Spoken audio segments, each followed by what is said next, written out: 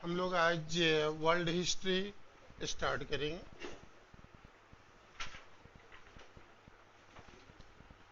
World history book आप लोगों को रिकमेंड किया जा रहा है। आप लोग बुक देखेंगे।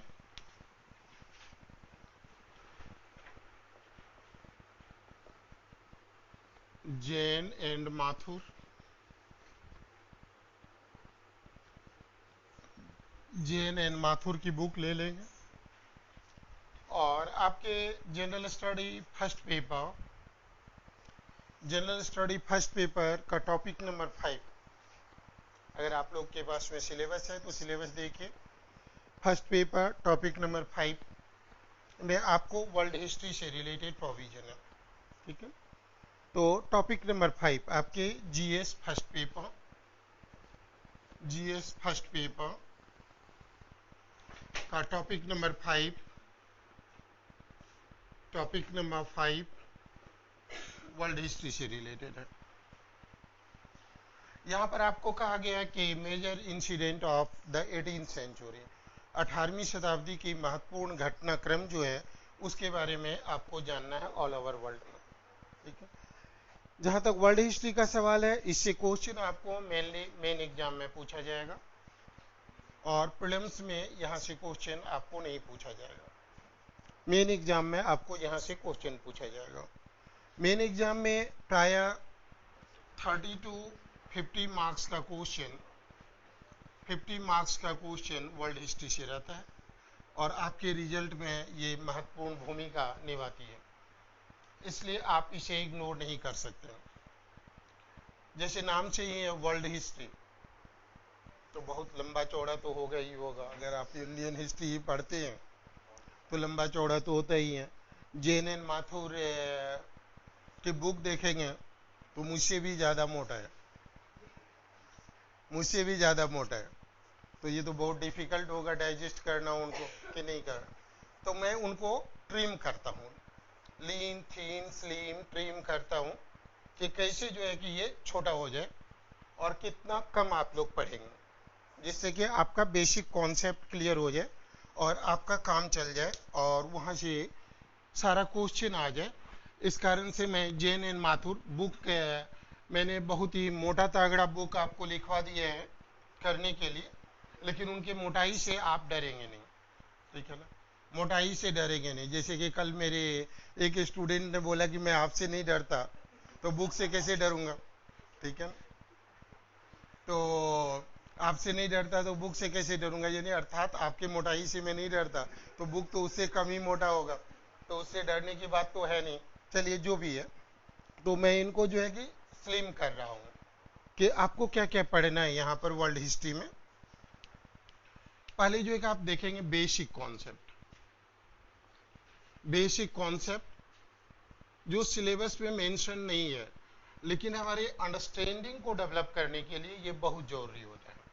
ठीक है, बेसिक कॉन्सेप्ट हम लोग जो करेंगे, बेसिक कॉन्सेप्ट में पहले देंगे रिनेशा, रिनेशा पुनर्जागरण आंदोलन, रिनेशा पुनर्जागरण आप लोग हिंदी में लिख लेंगे, पुनर्जागरण। दूसरा जो है कि रिफॉर्मेशन, रिफॉर्मेशन सुधार, रिनेशा पुनर्जागरण देखेंगे बेसिक कॉन्सेप्ट में, रिनेशा पुनर्जागरण सुधार। तीसरा देंगे enlightenment,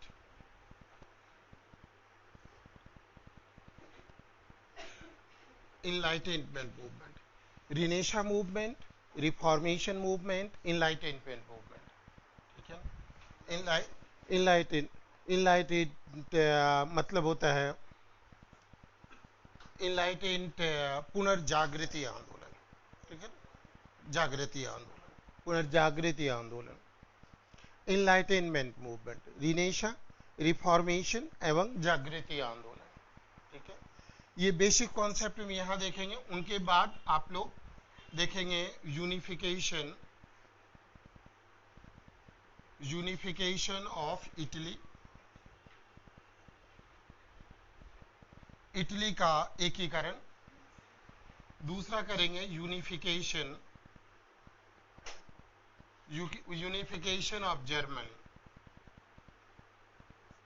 unification of Germany, Germany का एकीकरण, unification of Italy and unification of Germany, ये करेंगे।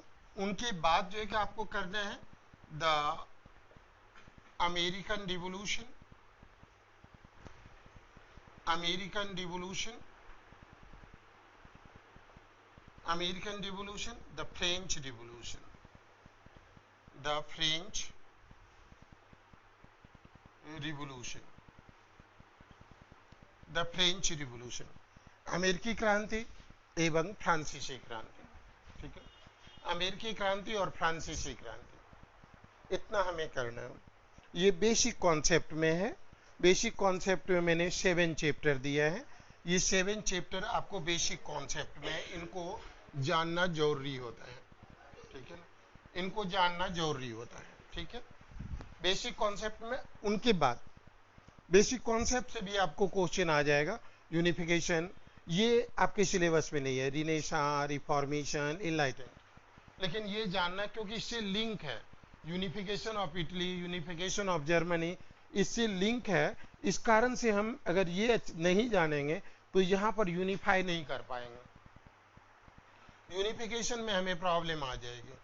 यूनिफिकेशन ऑफ इटली में पोप की भूमिका हमें जानना पड़ेगा, और पोप की भूमिका रिनेसां मूवमेंट में, रिफॉर्मेशन, इनलाइटेंट मूवमेंट में कि किस तरह से पोप की भूमिका था। यहाँ पर इस काल में पोप की भूमिका अगर हम नहीं समझेंगे तो यहाँ पर आकर करके हमें प्रॉब्लम आ जाएगी।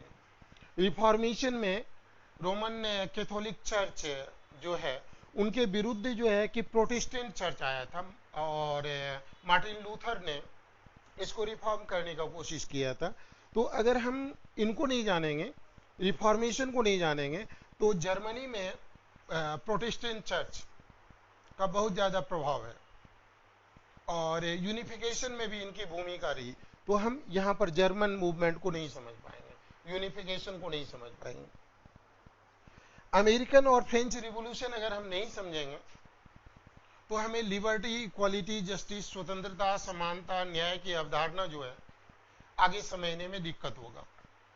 स्वतंत्रता, समानता, बंधुत्व, न्याय, इनकी भावना समझने में हमें दिक्कत होगा। और किस तरह से अमेरिकन फ्रीडम स्ट्रगल ने इंडियन फ्रीडम स्ट्रगल को इंस्पायर्ड किया, इंडियन फ्रीडम स्ट्रगल को इंस्पायर्ड किया, किस तरह से आपको फ्रेंच फ्रीडम स्ट्रगल, पर्टिकुलरली उनका लिबर्टी, इक्वालिटी एंड फ्रेटर्निटी का जो नारा था, वह दूसरे देश को कैसे कैसे इंस्पायर्ड किया, हमें वो समझने में दिक्कत होगी। इसलिए हमें अमेरिकन और फ्रेंच रिवॉल्यूशन भी करना है। तो बेसिक कॉन्सेप्ट में 7, देखिए कि मुझे अभी तो याद है, लेकिन कुछ देर के बाद मैं भूलूंगा, और सभी को एटलीस्ट सिलेबस याद रखना है। अगर सिलेबस याद है ना तुम्हें, तो आधा काम तो तुम्हारे वैसे ही हो गया कि हमें पढ़ना क्या है, कौन बुक से पढ़ना और कितना पढ़ना, आधा काम खत्म।